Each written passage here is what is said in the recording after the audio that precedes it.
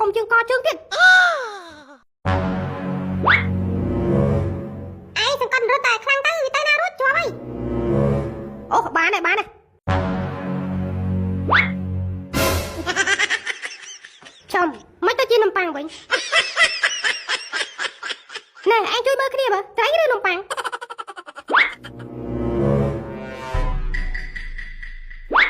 ត្រីបកាច់យកស្អីនំប៉័ងឲ្យច្បាស់កន្លែងនេះខ្មោចឡងទៅដល់វិញណែម្នាក់មកកណាត់ខ្មោចឡងទុកមកឡៃសិននោះ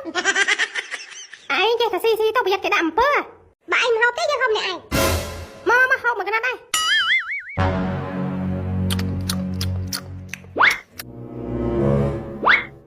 ណែស្អីគេនោះអីអត់ស្គាល់ខារ៉ាបាវអានេះខារ៉ាបាវ10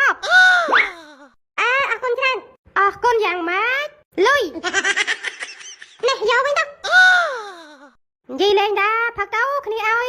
សាំមកឯងនេះតោះដើរទៅមុខទៀត